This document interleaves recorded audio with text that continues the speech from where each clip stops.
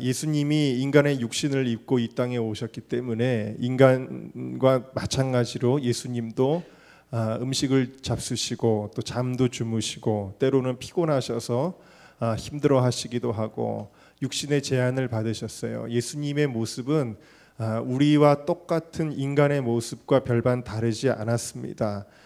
사람들이 보기에 좀 지혜가 깊고 특별한 은사가 있는 사람으로 보였을 것입니다.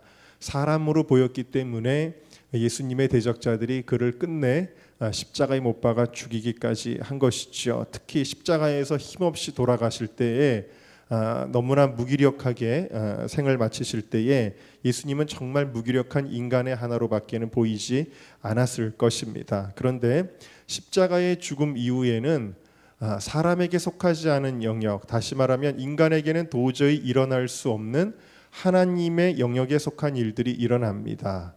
하나님의 영역에 속한 일들, 그것이 어떤 것인지를 오늘 살펴보고자 하는데요. 이것을 살펴보는 이유는 그래, 예수님은 정말 위대하시다. 예수님은 역시 하나님의 아들이셔. 예수님은 역시 대단하시다. 감탄하기 위함이 아닙니다. 물론 감탄하겠지만 그 하나님의 영역에 속한 일들이 예수님에게 일어나는데 이것을 우리가 살펴보는 이유는 이것이 단지 예수님에게만 일어나는 일로 그치는 것이 아니라 저와 여러분에게 동일하게 일어나야 되는 일이기 때문입니다. 그리고 또 일어날 일이 될 줄로 믿습니다. 자, 그것이 무엇이냐? 첫 번째 함께 따라하겠습니다. 부활. 자, 예수님의 무덤을 찾았던 여인들에게 천사가 이야기합니다. 그가 여기 계시지 않고 그의 말씀하시던 대로 어떻게 되셨다고요?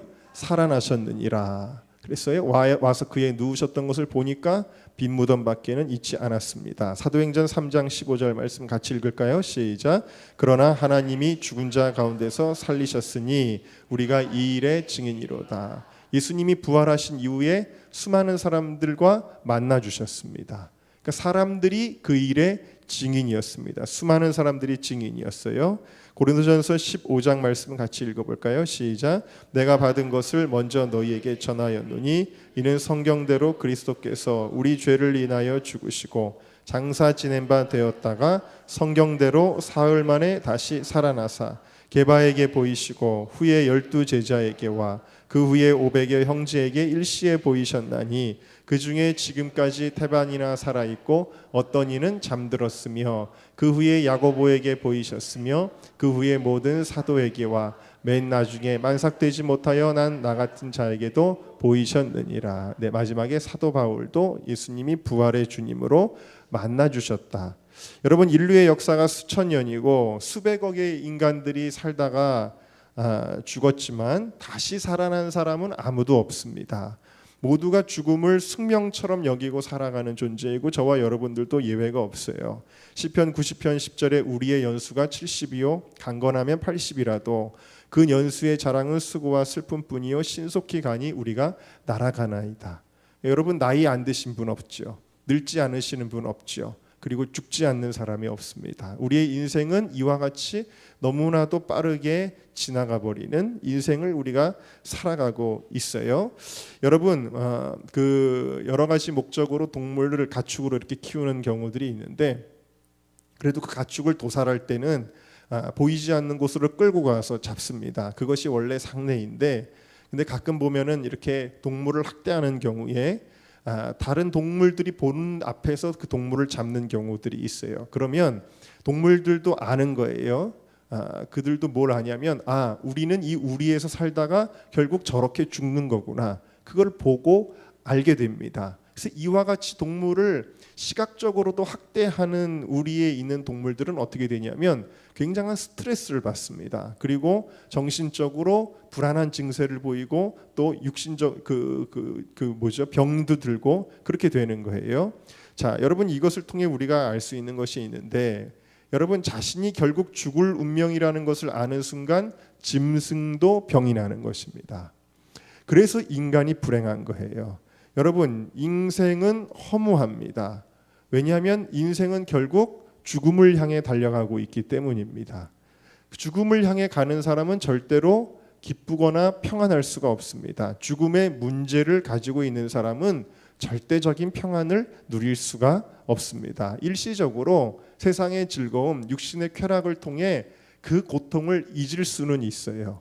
잊고 살아갈 수는 있지만 죽음의 문제가 해결되지 않은 사람, 결국 나의 종착역은 죽음이다라는 것을 아는 사람은 절대 평안을 누릴 수가 없는 것입니다.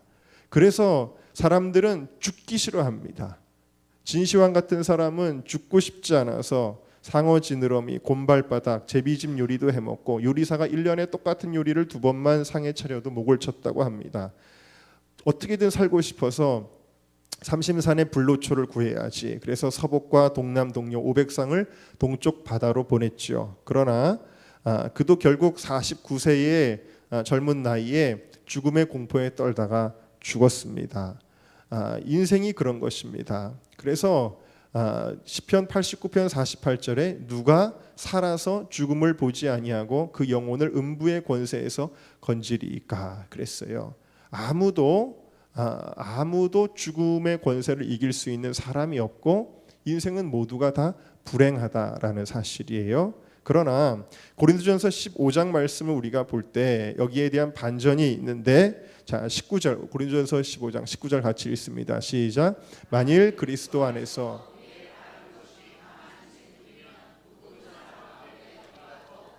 자 여러분, 만약 우리가 살아가는 것이 그냥 이 땅을 살다가 80세 90세로 끝나는 것이라면 예수 믿는 이유가 없다라는 거예요. 그럼 우리는 가장 불행한 자예요. 왜냐하면 실제로 그런 사람들도 있겠죠. 차라리 어차피 죽어서 음부에 떨어질 거라면 아무렇게나 사는 것이 나을 수도 있겠습니다. 근데 교회는 교회대로 다닌다고 하면서 이 생의 소망으로 끝나는 것이라 하면 그러면 그것처럼 불쌍한 것이 없죠. 그런데 20절 말씀 같이 읽습니다. 시작. 그러나 이제 그리스도께서 죽은 자 가운데서 다시 살아 잠자는 자들의 첫 열매가 되셨도다. 할렐루야. 네, 여러분 첫 열매라는 게 뭘 의미할까요? 첫 열매라는 거는 그 뒤에 열매가 있다는 거예요, 없다는 거예요? 있다는 것입니다. 여러분 우리 성도님들도 농사를 지으면 목사님 첫 열매입니다 이러면서 가지고들 오십니다. 그건 뭘 의미하는 거냐면 그 뒤에 열매들이 많이 일어날 것을 이야기하고 있는 거예요. 첫 열매, 예수님께서 무엇의 첫 열매가 되셨어요? 부활의 첫 열매가 되셨어요. 그러니까 예수님은 부활하셨는데 예수님 외에도 두 번째 부활, 세 번째 부활, 네 번째 부활 계속해서 동일한 부활의 열매가 있을 것을 우리에게 이야기해 주고 있는 것입니다. 여러분, 예수님은 살아나셨습니다. 예수님은 부활하셨습니다. 자, 그런데 예수님이 부활하신 것이 예수님의 하나님 되심을 드러내는 것으로 끝난다면 그것이 아무리 대단하고 놀라운 사건인들 무슨 의미가 있겠냐 하는 거예요. 예수님의 부활, 예수님이 살아나셨어. 그걸로 끝난다면 무슨 의미가 있겠냐는 거예요. 그런데 성경은 이 예수님의 부활이 우리에게 이런 결과를 가져온다라는 것을 보여주고 있어요. 고린도후서 4장 14절 같이 읽습니다. 시작. 주 예수를 다시 살리시니가 예수와 함께 우리도 다시 살리사. 또 고린도전서 6장 14절입니다. 시작. 하나님이 주를 또한 그의 권능으로 우리를 다시 살리시리라. 아멘. 또 오늘 우리가 읽었던 본문 말씀 14절부터 나오는데 같이 읽어볼까요? 시작. 우리가 예수에 죽었다가 다시 사심을 믿을진대 이와 같이 예수 안에서 자는 자들도 하나님이 저와 함께 데리고 오시리라. 할렐루야. 여러분, 예수님의 부활은 곧 나의 부활입니다. 예수님의 생명은 나의 생명입니다. 여러분, 하나님이 그의 사랑하는 독생자 예수 그리스도를 다시 살리신 분이라면 그러면 예수 그리스도의 공로를 입어 그분의 자녀된 우리들도 살려주실 것이다. 여러분, 그것을 믿으시길 주의 이름으로 축원합니다. 그럼 이것이 누구에게 해당되는 일이냐? 모든 사람들에게 해당하는 일은 아닙니다. 첫 번째로 함께 따라합시다. 예수님을 믿는 자. 자, 요한복음 11장 말씀 같이 읽을까요? 시작. 예수께서 가라사대 나는 부활이요 생명이니 나를 믿는 자는 죽어도 살겠고 무릇 살아서 나를 믿는 자는 영원히 죽지 아니하리니 이것을 네가 믿느냐. 자, 분명히 예수님은 부활이요 생명입니다. 자, 그런데 누구에게 이 부활과 생명이 전해지느냐? 나를 믿는 자는. 여러분 예수님을 하나님의 아들 독생자 예수 그리스도를 여러분의 구주로 믿으십니까? 그분께서 십자가에서 달려 돌아가신 사건이 여러분들의 죄를 속하기 위한 사건임을 믿으십니까? 그리고 그 십자가의 죽음 이후에 3일 만에 부활하신 그 사건이 여러분들을 죽음에서 건지신 승리의 사건임을 믿으십니까? 믿는 자에게는 살아서 믿는 자는 영원히 죽지 아니할 것이고 이미 죽은 자들도 다시 부활할 것이다. 이 부활에 대한 믿음을 여러분들이 확고히 갖는 이 시간 되시기를 주의 이름으로 축원합니다. 두 번째 함께 따라할까요? 성령이 거하시는 자. 로마서 8장 11절입니다. 같이 읽겠습니다. 시작.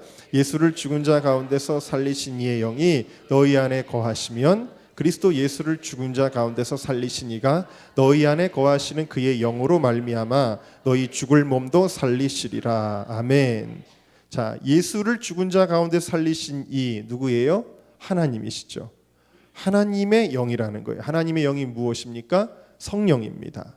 성령이 여러분들 안에 거하시면 여러분들 안에 성령님이 거하십니까? 네, 대답 소리가 좀 줄어드셨는데 솔직한 고백일 수도 있을지 모르겠습니다. 성령이 여러분들 안에 거하실 때 예수님을 죽은 자 가운데서 살리신 이가 하나님이죠. 하나님이 너희 안에 거하시는 그의 영으로 말미암아 너희 죽을 몸도 살리시리라. 네, 여러분들 안에 성령님이 있어야 됩니다. 계셔야 되는 거예요. 성령의 사람이 돼야 된다. 그래야 그 영으로 말미암아 여러분들이 다시 살게 되는 줄로 믿습니다. 저희가 요즘에 선한 능력으로라는 찬양을 많이 자주 불렀는데 이 선한 능력으로라는 찬양의 시를 쓰신 분은 본회퍼 목사님입니다. 이 본회퍼 목사님은 독일 사람이에요. 히틀러 시대의 사람인데 히틀러의 그 체제에 맞서다가 그 체포되신 분입니다. 이 당시에 이 본회퍼 목사님은 정말 외롭고 힘든 그런 십자가 받기를 그 가시받기를 가시게 되었죠. 왜냐하면 우리가 생각하는 거 예를 들면 일제 시대에 독립운동하는 사람들은 그래도 암묵적으로 우리들은 야, 저 사람 정말 귀한 일 한다 이렇게 존경이라도 받았을 텐데 아무리 감옥에 들어가고 투옥돼서 고문을 당해도 말이죠. 근데 이 당시는요 어떤 시대냐면 거의 국민의 90몇 프로가 히틀러를 지지하던 시대예요. 굉장한 영웅입니다. 여론조사를 하면 지지율이 90몇 프로 나오는 그런 시대라는 거예요. 히틀러를 사람들이 정말 존경하던 시대니까 이 히틀러에 맞서는 이 본회퍼 목사님은 정말 외로운 투쟁을 했던 분이에요. 그런데 이분이 결국 1943년에 체포가 돼서 2년 후에 프로센부르크 강제 수용소에서 처형을 당했습니다. 히틀러에 함께 맞섰던 동료 죄수들과 마지막 예배를 1945년 4월 9일에 드리게 되었는데 그분이 마지막 예배를 드리면서 이렇게 이야기를 했습니다. 부활의 주님을 믿는 사람에게는 광명과 소망의 세계가 있습니다. 결코 낙심하지 마십시오. 그리고 예배를 드린 후에 사형장으로 끌려가시면서 이 본회퍼 목사님은 고개를 돌려 동료들에게 이렇게 이야기했습니다. 이것이 마지막입니다. 그러나 나에게는 새로운 생명이 시작되고 있습니다. 여러분, 예수 믿는 사람은 육신의 죽음으로 끝나는 것이 아니다. 예수 믿는 사람은 죽어도 살겠고 살아서 믿는 자는 영원히 죽지 아니하리니. 여러분, 예수님의 부활은 다시 한번요. 예수님의 부활은 여러분의 것이요 되어야 되는 것이고 여러분의 것인 줄로 믿습니다. 자, 두 번째 함께 따라하겠습니다. 변화. 자, 예수님에게 일어난 일은 변화라는 것이죠. 물론 동시에 일어난 일입니다만, 자, 부활은 단순히 영이 소멸되지 않는 것을 의미하는 게 아니에요. 영이 존속되는 것을 의미하는 것이 아니라 예수님의 부활은 아주 특이한 면을 보여주는데 육신으로 다시 입혀졌다라는 거예요. 육신으로 다시 입혀졌다. 누가복음 24장에 보니까 39절 같이 읽어볼까요? 시작. 내 손과 발을 보고 나인 줄 알라. 또 나를 만져보라. 영은 살과 뼈가 없으되 너희 보는 바와 같이 나는 있느니라. 예수님이 부활하셨는데 그냥 영체로 오신 게 아니에요. 예수님은 영이다라고 말하는 영지주의자들은 이단이죠. 예수님은 분명히 만져보니까 살이 만져지는 거예요. 안아보니까 안기는 거예요. 예수님은 예수님의 몸은 이미 사람의 몸처럼 육신을 가지고 있었다. 그런데 또 보니까 뒤에 보니까 생선도 잡수셨다. 음식도 드셨다라는 거예요.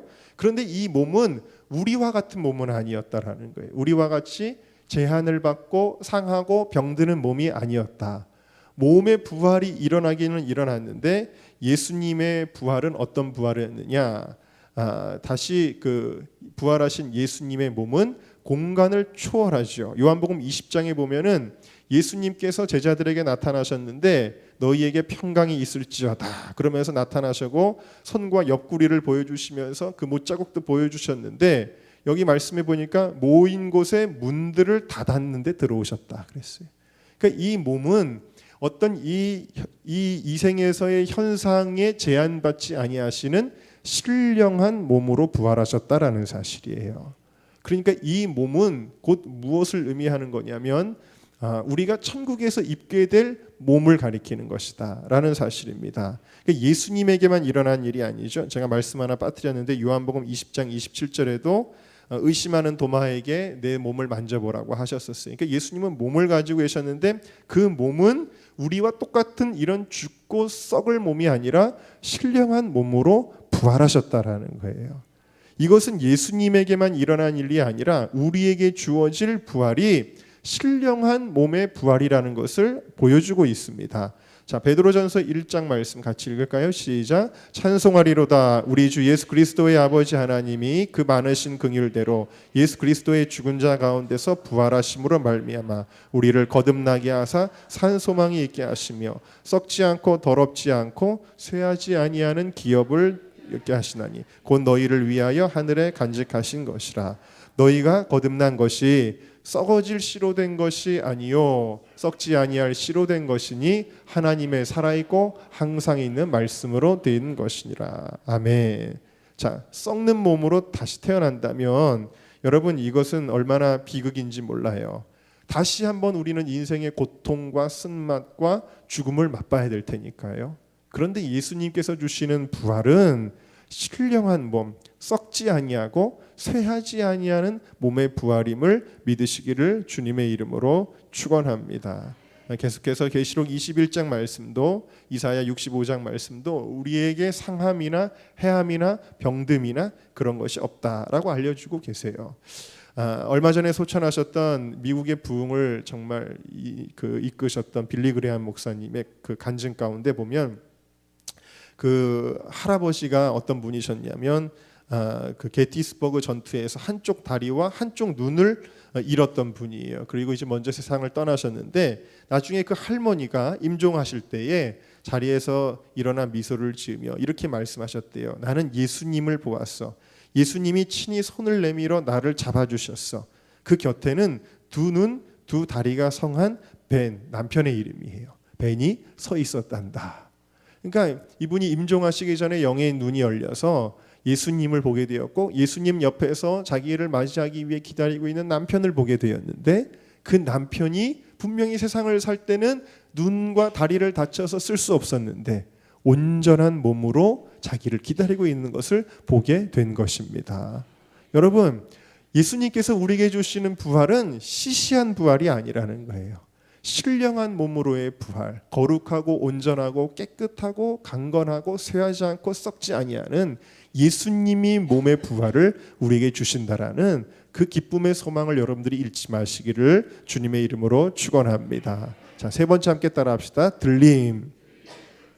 자, 부활하신 예수님은 40일 동안 이 지상에서 계속해서 또 사역을 하셨습니다. 부활에 대한 복음을 전하시고 이후에 감람산에서는 제자들에게 제자도 사명, 복음을 전파하고 제자를 삼아라라는 사명을 주셨죠. 사도행전 1장에도 보면은 이제 나오는 거예요. 또 예루살렘을 떠나지 말고 들은 바 하나님이 약속하신 것을 성령을 기다리라 말씀하시면서 기도로 기다릴 것을 말씀하시고 마지막에 오직 성령이 너희에게 임하시면 온 유대와 사마리아와 땅끝까지 예루살렘과 온 유대와 사마리아와 땅끝까지 이르러 내 증인이 될 것이다 하고 예수님이 이제 모든 설교를 다 마치셨어요.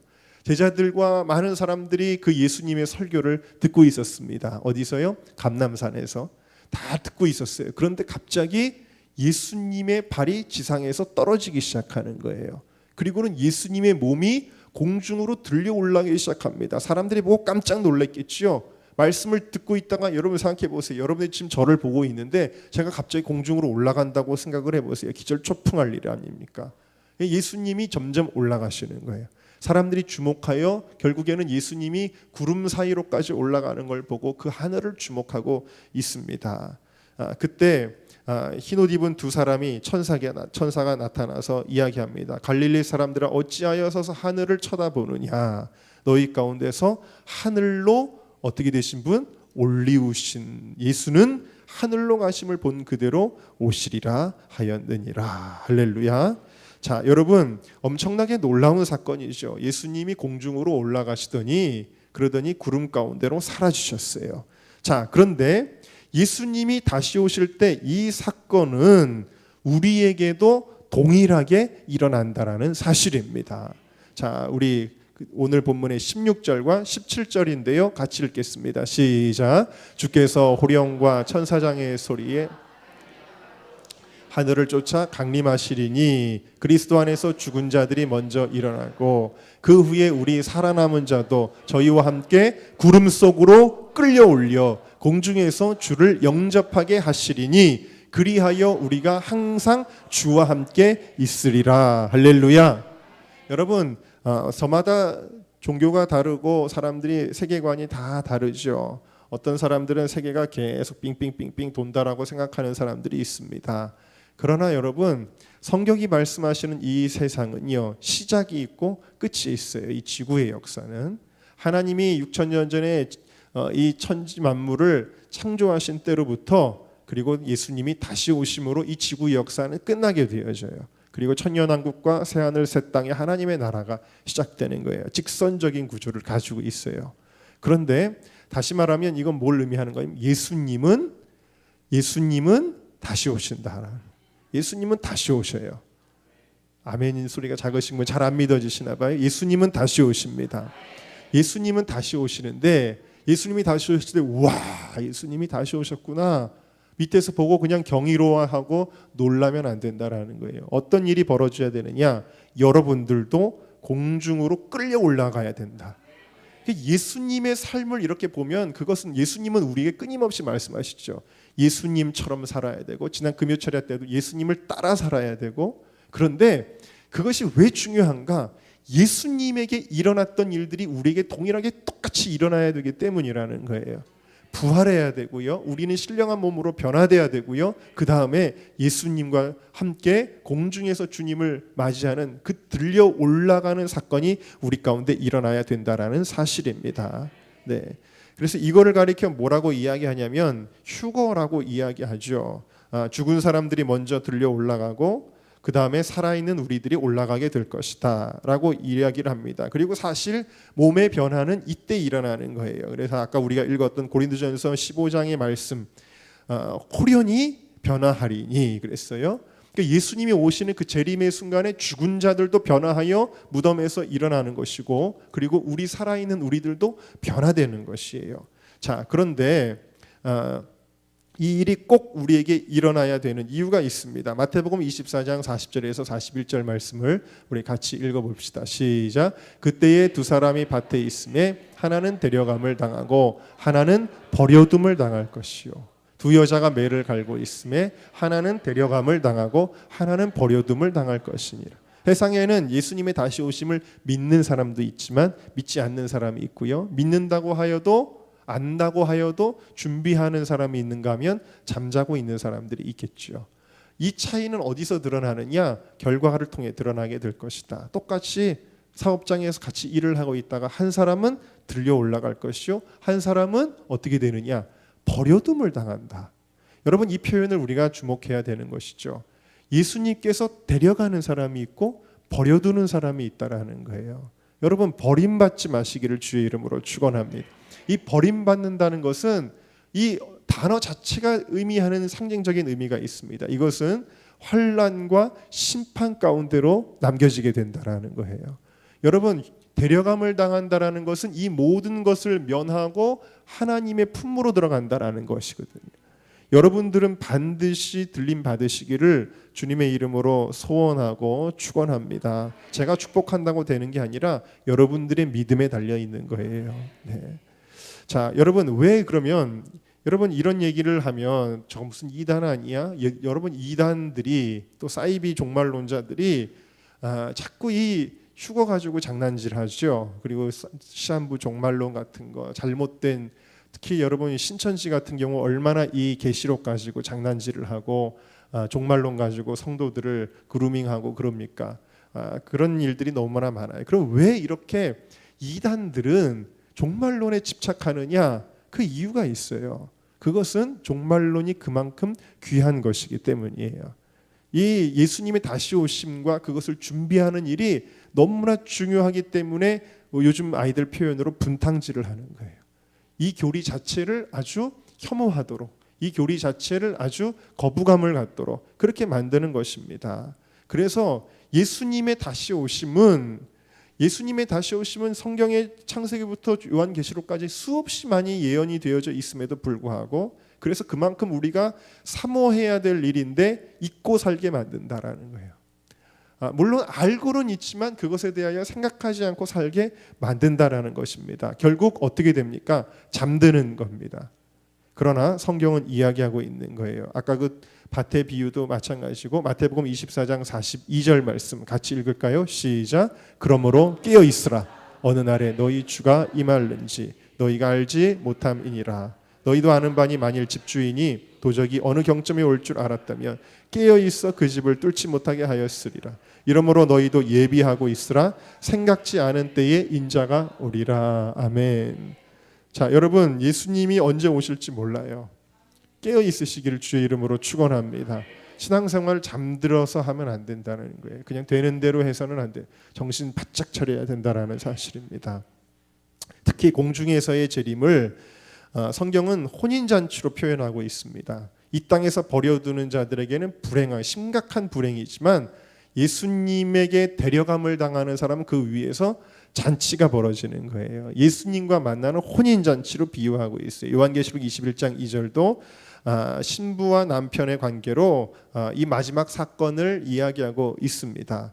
마태복음 25장도 역시 예수님이 다시 오실 때 신랑을 맞이하는, 물론 여기는 들러리들로 나오지만 신랑을 맞이하는 신부의 자세에 대해서 알려주고 있습니다.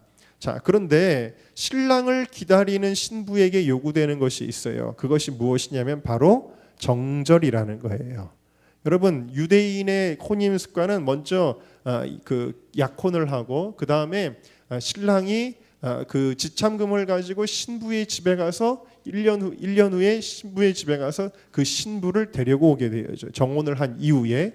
그러니까 그 기간이 있어요. 신랑이 지참금을 가지고 오는 그 기간이 있어요. 그럼 그 기간 동안이 중요한 거예요. 왜냐하면 이 기간 동안 여러분들이 아시다시피 요셉과 마리아의 이야기를 보세요. 마리아가 임신을 하니까 요셉이 그것을 조용히 끊어버리고자 했어요. 왜냐하면 알려지기라도 하면 돌에 맞아 죽는 거예요. 왜? 이 정혼한 이후의 여자는 신랑이 올 때까지 어떻게 해야 돼요? 자기를 정결하게 지켜야 되는 거거든요. 근데 막 다른 남자와 외간 남자와 막 하다가 배가 불렀으니 그렇게 오해를 했으니 물론 성령으로 잉태된 것이었지만 그만큼 이 정절이라는 것이 중요한 거거든요. 자, 그래서 그 어린 양을 기다리는 그 신부의 자세에 대해서 요한계시록 14장 4절이 이렇게 이야기하고 계십니다. 같이 읽어볼까요? 시작. 이 사람들은 여자로 더불어, 여자는 여기 세상을 가리키는 거예요. 여자로 더불어 더럽히지 아니하고 뭐가 있다고요? 정절이 있다 그랬어요. 여러분 예수님 오실 때까지 아무것도 사는 거 아니라는 거예요. 세상 사람들하고 똑같이 되는 대로 사는 거 아니라는 겁니다. 죄 짓고 죄의 물을 마시고 들이키고 죄의 진흙탕 속에서 같이 뒹굴다가 예수님 오시면 어떻게 되느냐? 그러면 문이 닫힌다라는 거예요. 버려둠을 당한다라는 것입니다. 그래서 여러분 오늘 우리가 읽었던 이 말씀도 종말에 대한 말씀이지만 그 말씀의 앞에 부분 보면은 1절부터 그 전반부를 보면은 어떤 내용이 나오고 있냐면 예수님을 어떻게 하면 기쁘시게 할 것인가 3절 보여주실래요? 하나님의 뜻은 이것이니 너희의 거룩함이라. 곧 뭘 버리고? 음란을 버리고. 그러면서 그 4절에 보면은 간음하지 말라는 얘기, 5절에 색욕을 쫓지 말라는 얘기, 6절에 보면 남의 가정을 해하지 말라는 이야기, 이런 것들이 쭉 나오는 거예요. 이게 뭐예요? 성도의 거룩한 삶을 가리키는 것입니다. 여러분, 이런 일들은 이미 성경에서 수없이 예표가 되고 있습니다. 성경에 보면은 들림받는 사람의 예표가 되었던 많은 사람들이 있죠. 예를 들면 에녹 같은 사람, 에녹은 무드셀라를 낳은 후 300년을 하나님과 동행하며 자녀를 낳았더니 하나님이 그를 데려가심으로, 똑같아요. 데려가셨어요. 에녹은 그가 세상에 있지 아니하였더라. 죽음을 보지 않고 하나님이 데려가셨어요. 이 에녹은 어떤 사람이었느냐? 유다서에 보니까 이 사람은 이 에녹 같은 사람, 또 엘리야도 역시 하나님이 그냥 데려가셨죠. 노아는 물로 심판할 때에 유일하게 구원받은 사람은 역시 휴거의 예표고요. 다니엘의 세 친구, 그 불구덩이에 들어가서도 머리털 하나 상치 아니한, 이런 모든 사람들이 다 휴거의 예표가 되는 사람들인데, 이 휴거의 예표가 되었던 사람들의 공통점, 특징이 있습니다. 그게 뭐냐? 첫 번째로는 아주 어두운 시대를 살았다라는 거예요. 아주 죄악되고 어두운 시대를 살았다는 특징을 가지고 있어요. 두 번째 특징이 있습니다. 그러나 거룩한 삶을 살았다라는 특징을 가지고 있습니다. 여러분, 이 시대는 이제 마지막 때이기 때문에 죄악의 물결이 점점 흉흉합니다. 세상이 점점 어두워져 가고 있고 모든 법과 질서가 다 무너져 가고 있고요. 옳은 것이 그른 것이 되고 그른 것이 옳은 것이 되는 죄악된 세상을 우리가 살아가고 있습니다. 어둡습니다. 그러나 주님께서 우리에게 말씀하시는 것은, 그러므로 형제들아 내가 하나님의 자비하심으로 너희를 권하노니 너희 몸을 거룩한 산제사로 드리라. 이는 너희의 드릴 영적 예배니라 하시면서, 너희는 이 세대를 본받지 말고 하나님의 선하시고 기뻐하시고 온전하신 뜻이 무엇인지 분별하도록 가라 그러셨어요. 여러분, 이 세상을 쫓아가면 안 된다. 이 세상을 쫓아가면 이 세상 멸망할 때에 우리도 멸망할 것이다. 그러나 여러분들이 순결하신 빛 되신 예수 그리스도를 쫓아가면 예수님과 함께 빛 가운데로 들어가게 될 것이다. 지금 여러분들의 방향이 어디로 향하고 있습니까? 여러분들의 마음은 어디를 향하고 있습니까? 정말 나 어떻게 하면 예수님 뜻대로 살아가지? 나 어떻게 하면 예수님을 기쁘시게 하는 삶을 살아가지? 여러분의 마음이 있습니까? 아니면 여러분들의 마음이 세상적인 욕망을 향해 있습니까? 우리가 정말 주님 앞에 들림받아야 됩니다. 그날 그 시 갑자기 일어날지 몰라요. 갑자기 일어날 것입니다. 우리가 생각하지 않은 때에 오신다 그랬거든요. 그때 여러분, 남편이 없어졌어요. 혹은 아내가 없어졌어요. 그때 내가 목사님 말을 믿을 걸, 들을 걸, 깰 걸 후회해도 소용이 없다라는 것입니다. 그런 불행한 자가 여러분들 가운데 없으시기를 주님의 이름으로 축원합니다. 어느 가정의 젊은 나이에 아빠가 사고로 세상을 떠나서 어린 아들 둘이 엄마랑 외롭게 사는 가정이 있었습니다. 아빠가 그립고 남편이 그리워서 식탁 위에 아빠 사진을 걸어놨어요. 아빠와 같이 식사하는 마음으로 식사 시간마다 그 사진을 바라보며 식사를 합니다. 엄마도 식사할 때마다 그 사진을 바라봅니다. 그리고 남몰래 눈물 지을 때가 한두 번이 아니었습니다. 그런데 하루는 식사를 하려던 아들이 말했습니다. 엄마, 아빠가 저 사진 틀 안에만 있지 않고 여기 나와서 우리랑 같이 살면 좋겠다. 그때 엄마가 눈물을 닦으며 대답합니다. 예수님이 재림하실 때 나팔 소리가 울리고 그때 아빠가 부활하여 나올 거야. 제가 어느 간증에서 본 거예요. 그리고는 온 가족이 다시 울며 다시 볼 수 있다는 소망의 평강으로 하나님께 감사를 드렸다라는 글을 본 적이 있습니다. 여러분, 온 가족 식구들 다 들림 받도록, 우리 은정교회가 다 들림 받도록 우리가 정말 깨어 있어야 될 줄로 믿습니다. 자, 마지막 함께 따라할까요? 하나님 나라. 예수님께서는 그 다음에 들려 올라가시면 어디를 계시는가? 마가복음 16장 19절 말씀 같이 읽습니다. 시작. 주 예수께서 말씀을 마치신 후에 하늘로 올리우사 하나님 우편에 앉으시느니라. 예수님이 원래 계셨던 그곳으로 다시 돌아가셨어요. 그곳은 하나님 계신 곳이, 하나님 보좌 옆에 하나님 나라입니다. 여러분, 이것 또한 궁극적으로 우리에게 일어나야 될 사건, 일어날 사건인 줄로 믿습니다. 자, 오늘 본문의 17절 말씀 다시 한번 읽어볼까요? 시작. 그 후에 우리 살아남은 자도 저희와 함께 구름 속으로 끌어올려 공중에서 주를 영접하게 하시리니 그리하여 우리가 항상 주와 함께 있으리라. 함께 따라합시다. 우리가 항상 주와 함께 있으리라. 어디 있는 거예요? 하나님 나라에 있는 것입니다. 주님 계신 나라, 하나님 나라이죠. 요한계시록 21장에도 보니까 우리 같이 읽어볼까요? 1절부터 3절까지 시작. 또 내가 새 하늘과 새 땅을 보니 처음 하늘과 처음 땅이 없어져